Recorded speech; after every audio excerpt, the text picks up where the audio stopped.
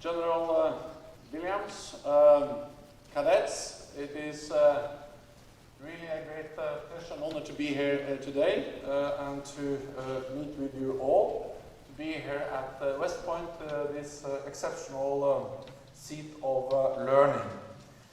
And it is a pleasure to meet with you because you are the future leaders of America's armed forces. West Point is about building men and women of excellence, determination and character. It has done so for more than 200 years.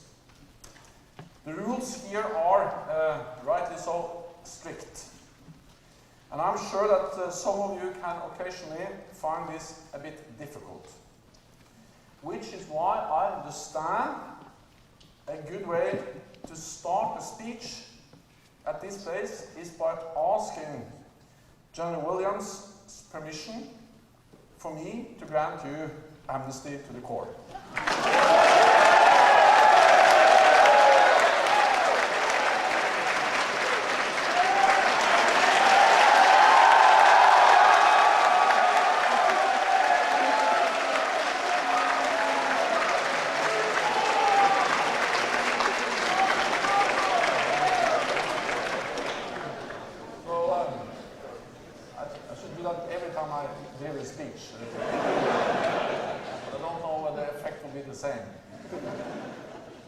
Graduates of this academy have always played an important role in the NATO alliance.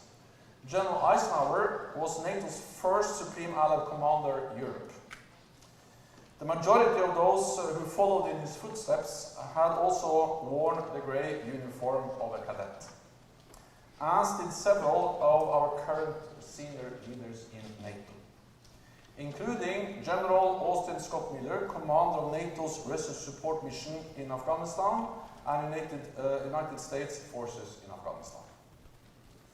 Throughout the years, graduates of West Point have served with honor under the NATO flag, standing up to the Soviet Union during the Cold War, ending bloodshed in the Balkans, fighting terrorism in Afghanistan, and they continue to make the world a safer and more secure place every single day.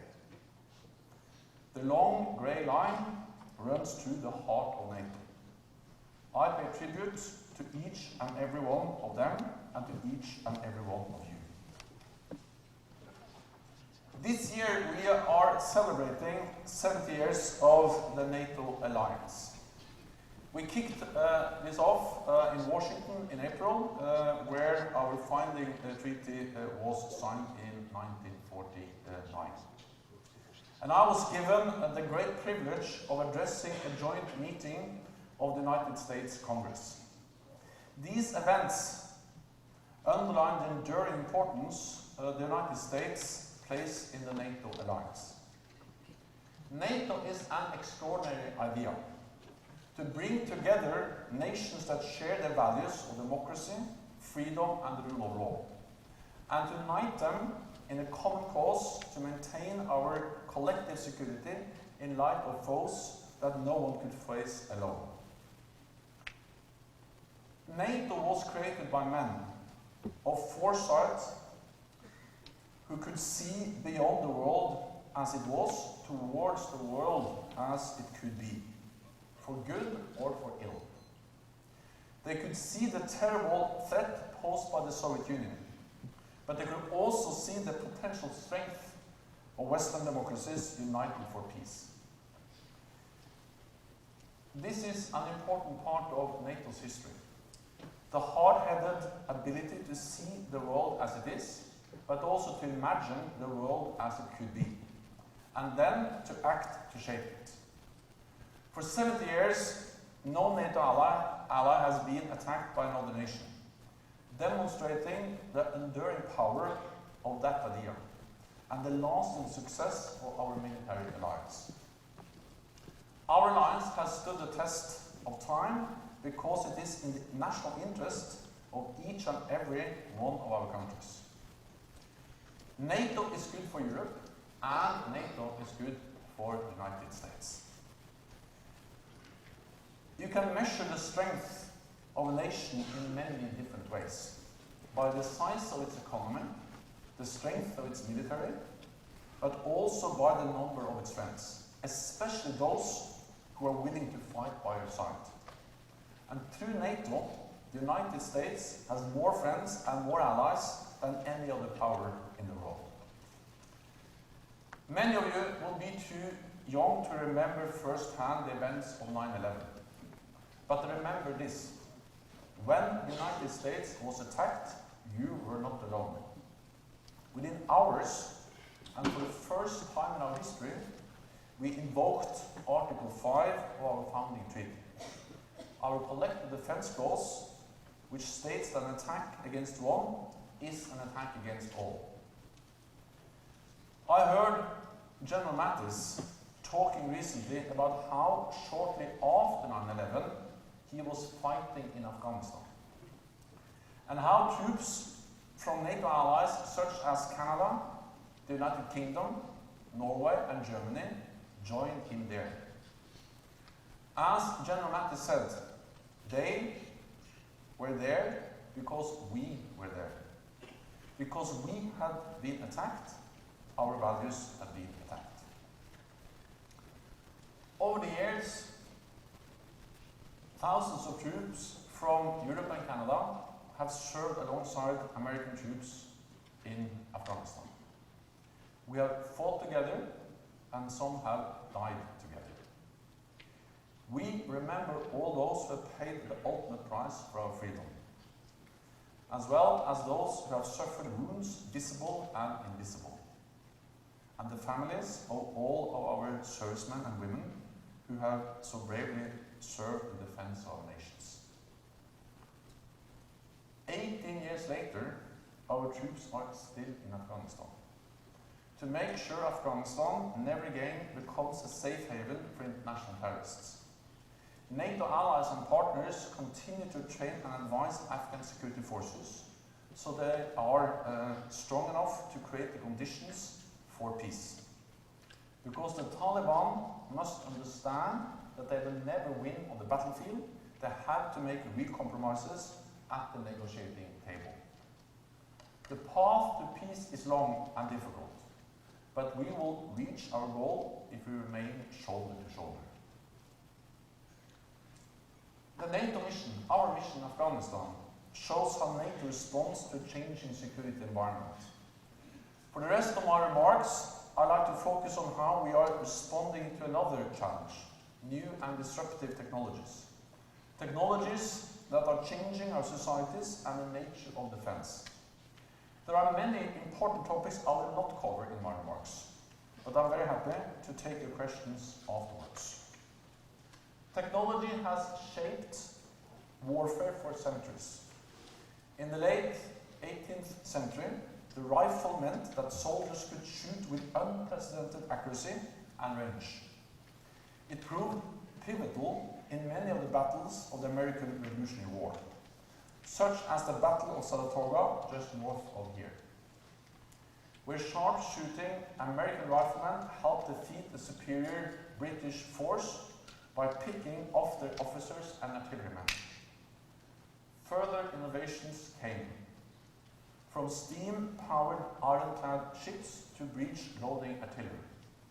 New technology combined with new thinking that changed the way the wars were fought. The 20th century saw the invention of aircraft, tanks and nuclear weapons. Again, forcing nations to think differently about how to defend themselves and how to deter others. We are now living in an age of disruptive technological change. At the opening ceremony of last year's Winter Olympics, we saw one pilot control more than 1,200 drones in a stunning light show. The display was beautiful. But the same technology could be used for a military purpose. For example, to overwhelm and cripple a state-of-the-art aircraft carrier, or even destroy a seat of government. Further developments are increasing the pace of change. Artificial intelligence autonomous systems, facial recognition, big data, biotech, each with the potential to revolutionize our societies and warfare. In many ways, we are entering uncharted territory. The United States and its allies are already leaders in many of these areas. America's offset strategy is aimed at maintaining that lead. And the US national security strategy focuses on aggressively pursuing technological innovation, because technological superiority ensures dominance on the battlefield. For 70 years, NATO deterrence and defense has relied upon maintaining our technological edge, on being better and more advanced than our opponents. We have done this by investing more in research and development than anyone else. But times are changing. We face increasing competition. So today, we have to redouble our efforts to make sure we are not outgunned. Patterns of innovation are also changing.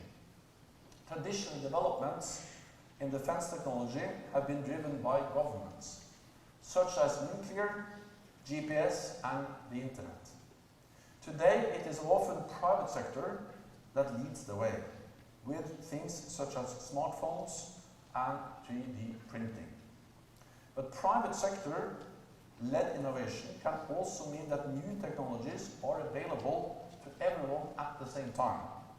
We have seen this with terrorist groups exchanging encrypted information on WhatsApp and Signal, and using off-the-shelf drones for surveillance and for attacks.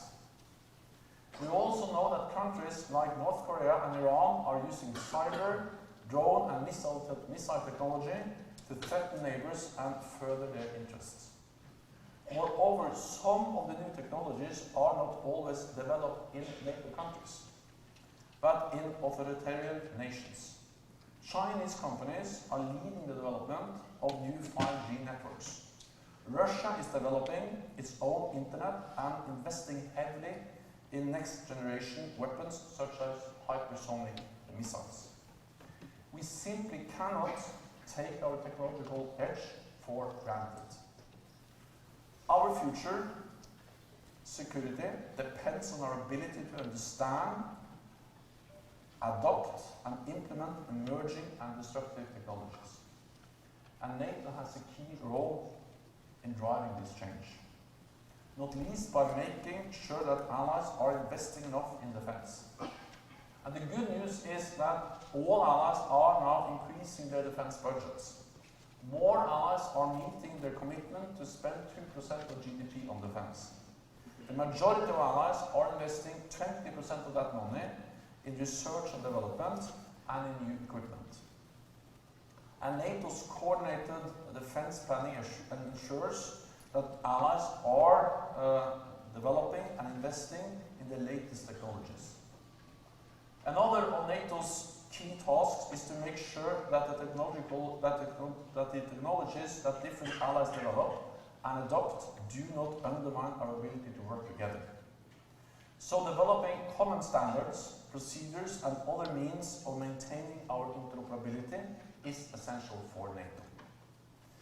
And NATO also serves as a forum for allies and partners to consider the difficult ethical and legal questions that will inevitably arise from adopting new technologies.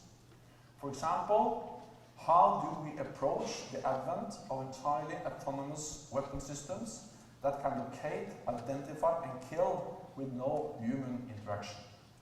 And how do we do arms control when the challenge is not to count warheads, but to measure algorithms? This is why we need to discuss these issues based on our values. So cadets, when Thomas Jefferson established the United States Military Academy, it was because he knew the vital importance of having educated, innovative soldiers. And from its earliest days, West Point has been dedicated to furthering the art and science of warfare. It was engineers from West Point that helped create the roads, railways, and the bridges that built this great nation. The knowledge and experience of past cadets have helped the United States to be the strongest military power on earth. You inherit their legacy. You will be the ones who will lead our alliance into the future. A future where your expertise, your discipline, and your strategic vision will help to maintain our security, our prosperity, and our freedom. So let me leave you with the words of General MacArthur when he addressed the cadets here almost 60 years ago. Words that he said should reverently dictate what you ought to be, what you can be, and what you will be. Duty, honor,